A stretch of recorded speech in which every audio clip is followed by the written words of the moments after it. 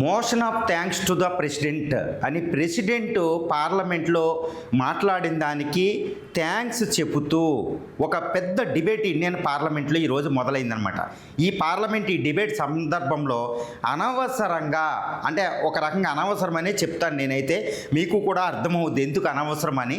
కర్ణాటక బెంగళూరుకి సంబంధించిన BJP MP సూర్య, youngest MP, ఈయన కాంగ్రెస్ని అటువైపు ఉన్న రాహుల్ గాంధీ ఈ టీంలో ఉన్న కాంగ్రెస్ని ఏమిటంటే, కాంగ్రెస్కి దేశభక్తి లేదు, మేమేమి మీకు దేశభక్తి సర్టిఫికెట్ ఇవ్వాల్సిన అవసరం మీకు లేదు అంటూ ఆయన తీవ్రమైన ఆరోపణ చేశాడు. ఇండియన్ కల్చర్ కూడా మీకు అనవసరంగా, ఇండియన్ కల్చర్ కూడా మీకు అర్థం కాదన్నట్టు చేశాడు. వెంటనే రాహుల్ గాంధీ గారు దాని మీద పైకి లేచారు. నాకు ఇప్పుడు మాట్లాడటం ఇష్టం లేదు, వేరే తర్వాత నాకు ఉంటుంది, కానీ ఇప్పుడు ఆయన ఫోర్స్ చేయడం వల్ల, బీజేపీ ఫోర్స్ చేయడం వల్ల నేను లెగుస్తున్నా. ఎందుకంటే తీవ్రమైన ఆరోపణ, దేశభక్తి లేదు, మా కల్చర్ మీద అండర్స్టాండింగ్ లేదు. ఇప్పుడు నేను ఒక ఆర్టికల్ నేను తీస్తాను అంటూ ఒక పేపర్లో పబ్లిష్ అయిన ఒక ఆర్టికల్ ఆయన తీసి దాన్ని చదవడం ప్రారంభించాడు. అంతే, బీజేపీ అడ్డగించడం. చాలా హీటెడ్ డిస్కషన్. 40 నిమిషాలు పార్లమెంటు స్తంభించిపోతే ఓంప్రకాష్ బిర్లా, ఎవరు స్పీకరు, లోక్సభ స్పీకర్, దాన్ని పదని వాయిదా వేసిన మళ్ళా వచ్చిన తర్వాత కూడా హీటెడ్ మొదలైంది. అసలు ఏం జరిగిందంటే, చాలా నేషనల్ సెక్యూరిటీకి సంబంధించిన, చరిత్రకు సంబంధించిన పెద్ద డిస్కషన్ జరిగిందండి. ఏంటి అంటే, ఇప్పుడు ఇండియా చైనాలకు సంబంధించి డోక్లాం 2017లో 73 రోజుల ఒక స్టాండ్ ఆఫ్ జరిగింది.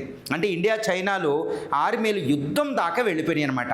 అంటే ఆ డోక్లాం సంబంధించింది 2020 మే-జూన్లో జరిగిన గాల్వాన్ వ్యాలీ, అక్కడ కూడా ఇండియా చైనా ట్రూప్స్ యుద్ధం దాకా వెళ్ళిపోయినాయి. ఈ రెండింటి సందర్భంలో చైనా భారత భూభాగాన్ని ఆక్యుపై చేసుకుందన్నట్టు రాహుల్ గాంధీ మొదలుపెట్టారు. ఇది ఎందుకు, దాన్ని ఏం కోట్ చేస్తున్నారంటే, ఒక ప్రామినెంట్ పేపర్లో ఒక ఆర్టికల్ పబ్లిష్ అయింది. ఈ ఆర్టికల్ కూడా అప్పటి ఆర్మీ జనరల్, అంటే డోక్లాం సందర్భంలో వైస్ ఆర్మీ చీఫ్ అయిన, ఈ 2020 గాల్వాన్ జరిగినప్పుడు ఆర్మీ చీఫ్ కూడా, ఆయన CDSగా కూడా పనిచేశారు త్రివిధ దళాలకి. 40 సంవత్సరాల పాటు ఆర్మీలో వివిధ రేంజ్ల్లో, వివిధ లెవెల్స్లో ఆయన సేవలు అందించారు. ఆయన ఒక బుక్ రాశారు, దాని పేరే మెమోయిర్ అంటారు, లేదా బుక్ అంటారు. అది ఆర్మీకి సంబంధించిన విషయాలు అనమాట, ఆయన కెరీర్కి సంబంధించిన విషయాలు. ఆ బుక్ పేరు ఏంటంటే డెస్టినీ ఆఫ్ 4 స్టార్స్ అని ఒక బుక్ రాశాడు ఆయన. ఆ బుక్ని ఉటంకిస్తూ ఈ పబ్లిష్ చేసిందనమాట. అందులో ఆయన ఏం చెప్తాడు, ఇదే రాహుల్ గాంధీ గారు మొదలు పెట్టబోయారంటే, ఏమని, 4 ఆర్మీ, చైనా ఆర్మీ ట్యాంకులు, చైనా ఆర్మీ భారత భూభాగంలోకి వచ్చింది అన్నట్టు మొదలుపెట్టేటప్పుడు పార్లమెంట్ హీటెడ్ డిస్కషన్ మొదలైందండి. ఇది నరవణే గారు ఏమన్నారంటే, చైనా ఆర్మీ భారత భూభాగంలోకి వచ్చింది ఆర్మీ ట్యాంకులతో అని. అంతే, హీటెడ్ డిస్కషన్ మొదలైంది.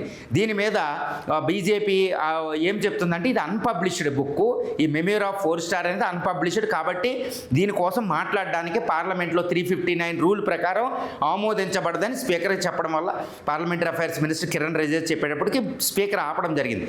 అయినప్పటికీ రాహుల్ గాంధీ గారు దీన్ని చదువుతూనే ఉన్నారు. ఎందుకంటే ఇది నేషనల్ సెక్యూరిటీకి సంబంధించింది, పబ్లిష్ ఇది అయిందే కాదు.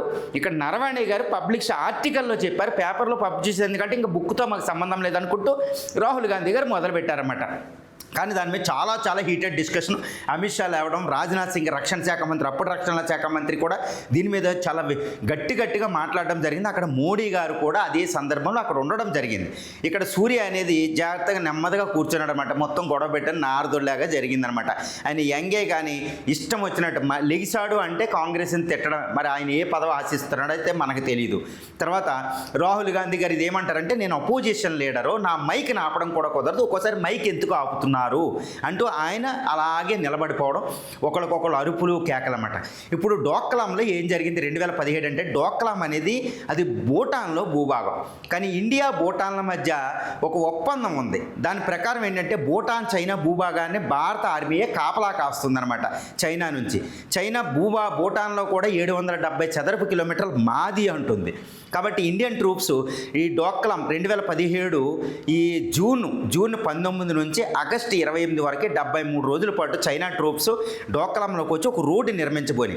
ఆ రోడ్డు ఇండియా కూడా చాలా డేంజర్ అండి. ఎందుకంటే ఇండియన్ చికెన్ నెక్, ఏదో నార్త్ ఈస్టర్న్ స్టేట్స్ కలిపే చికెన్ నెక్, సిలిగురి కారిడార్ దగ్గరికి వెంటనే వచ్చేయచ్చు అనమాట. అందుకే ఇండియా లోపలికి వెళ్ళి భూటాన్ భూభాగంలో చైనా సైన్యాన్ని వెనక్కి తరిమేసి వాళ్ళు బుల్డోజర్ 270 మంది ఇండియన్ ఆర్మీ వెళ్ళి ఇదనమాట. ఈ సందర్భంలో 73 రోజుల పాటు ఇండియా చైనా సైనికులు ఒకళ్ళు తోసుకోవడం, కొట్టుకోవడం, ఆయుధాలు లేక, ఎందుకంటే ఒక ఒప్పందం ప్రకారం చైనా ఇండియాలో ఈ ఎల్ఏసి వెంబడి ఆర్మీ ఆయుధాలు పట్టుకుని వెళ్ళరన్నమాట. ఖాళీ చేతులతో వెళ్తారు, ఖాళీ చేతులతో గుద్దుకోవడం ఇది జరిగింది. 73 రోజుల తర్వాత ఒకళ్ళకొకళ్ళు వెనక్కి వెళ్ళిపోయారు, ఎటువంటి నిర్మాణాలు చేయకుండా. అది 2017. కానీ ఇప్పుడు కాంగ్రెస్ వీళ్ళు ఏమంటారు, అప్పట్లో చైనా సైన్యం ఇందులోకి వచ్చేసింది అంటారు. తర్వాత గాల్వాన్ వ్యాలీ 2020, అక్కడ కూడా 2-3 నెలల పాటు పెద్ద యుద్ధం లాంటిదే జరిగింది. అప్పుడు కూడా ఇండియా చైనాలు ఎక్కడ వారు చేసేసుకుంటాయో అన్నట్టు ప్రపంచమే భయపడిపోయింది. ఈవెన్ డొనాల్డ్ ట్రంప్ కూడా భయపడ్డారు. అప్పట్లో మొదటిసారి పదవిలో ఉన్నారు. డోక్లాం టైంలో కూడా ఆయనే పదవిలో ఉన్నారు, గుర్తుపెట్టుకోవాలి. ట్రంప్ చైనాని విమర్శించడం కూడా జరిగింది. ఈ గాల్వాన్ సందర్భంలో కూడా చైనా ట్రూప్స్ ఇండియాలోకి వచ్చినట్టు కాంగ్రెస్ ఆరోపణ చేసింది, ముఖ్యంగా రాహుల్ గాంధీ. ఈ విషయం మీద రాహుల్ గాంధీ గారిని ఈవెన్ సుప్రీంకోర్టులో పిల్లేసి దాంట్లో కూడా మందలించారు. ఇష్టం వచ్చినట్టు నేషనల్ సెక్యూరిటీ మీద మీరు అపోజిషన్ లీడర్ మాట్లాడొద్దని. కానీ ఇప్పుడు రాహుల్ గాంధీ గారు పార్లమెంట్ వేదికగా చేసుకుని దీని మీద బీజేపీని ఏమడుతున్నారంటే, రూలింగ్ పార్టీని, మీరు క్లారిటీ ఇవ్వండి, ఇండియా చైనా డిస్కషన్ ఎందుకు భయపడుతున్నారు, why you are scared of about the India China discussions, ఎందుకు? This is related to national security, జాతీయ భద్రతకు సంబంధించింది, టెరిటోరియల్ ఇంటిగ్రిటీకి సంబంధించింది, సావరెంటీకి సంబంధించింది. కాబట్టి దీన్ని ఏంటి, అంతేగాని నెహ్రూని ఇష్టం వచ్చినట్టు నెహ్రూ భూభాగం ఇచ్చేశాడు, చైనా ఆక్యుపై చేసుకున్నది, అంతేగాని నెహ్రూ పట్టుకెళ్ళి వాళ్ళ ప్లేట్లో పళ్ళెలను పెట్టి ఇవ్వలేదు కదా, నెహ్రూని మీరు ఎందుకు అంటారు, అప్పుడే స్వతంత్రం వచ్చిన టైము అని రాహుల్ గాంధీ గారు అంటారు. వాళ్ళు ఏమంటారు, నెహ్రూ అన్నింటిలో కాంప్రమైజ్ అయ్యాడు, దేశభక్తుడే కాదు, దేశానికి పాడుపట్టింది, అందుకే జమ్మూ అండ్ కాశ్మీర్ ఇచ్చుకో, అందుకే చైనా ఇష్యూ అని బీజేపీ సందర్భం వచ్చినప్పుడు మాట్లాడితే, మోడీ గారు అయితే అసలు నెంబర్ ఆఫ్ టైమ్స్ మాట్లాడతారు, అందుకే రాహుల్ గాంధీ కూడా మాట్లాడతారు. కానీ ఇక్కడ ప్రధాన విషయం ఏంటంటే, వీళ్ళిద్దరు కూడా పక్కన పెడదాం. ఎందుకు వీళ్ళు నెహ్రూ కోసం మాట్లాడతారు బీజేపీ అంటే అది తర్వాత విషయం. ఎప్పుడో చరిత్రలో ఒక 75 సంవత్సరాల క్రితం జరిగిన విషయాన్ని ఇప్పుడు తవ్వడం అవసరమా? That India was different at the formative stage of our independence అండి. అప్పుడే స్వతంత్రం వచ్చినప్పుడు భారతదేశ పరిస్థితి వేరు, గుర్తుపెట్టుకోవాలి. 1500 సంవత్సరాల ఫారిన్ వాళ్ళు ఏరిన తర్వాత మొట్టమొదటి స్వతంత్రం వచ్చింది. అప్పుడు ఇండియన్ రూల్ చేసుకోవడం మొదలుపెట్టారు. అప్పట్లో 75 సంవత్సరాల ప్రాబ్లమ్ని ఇప్పుడు అంటగట్టుకుని ఇప్పుడేంటి, this present India is the strongest India, global power India. మరి ఇప్పుడు ఎందుకు తీసుకోకూడదు పీఓకేని, ఇప్పుడు ఎందుకు తీసుకోకూడదు చైనాలో ఉన్న లడఖ్ని, అరుణాచల్ ప్రదేశ్లో ఆక్యుపై చేసుకుని మిగిలినవి అంటే వీళ్ళకి సమాధానం ఉండదు. This is what the argument between Rahul Gandhi, Congress and BJP, Modi, Amit Shah and co. ఇదనమాట జరిగేది. కానీ ఇక్కడ ఏంటి, చరిత్రలోకి వెళ్ళి తవ్వుతారు. చరిత్రే, ఫాస్ట్ ఈజ్ ఫాస్ట్.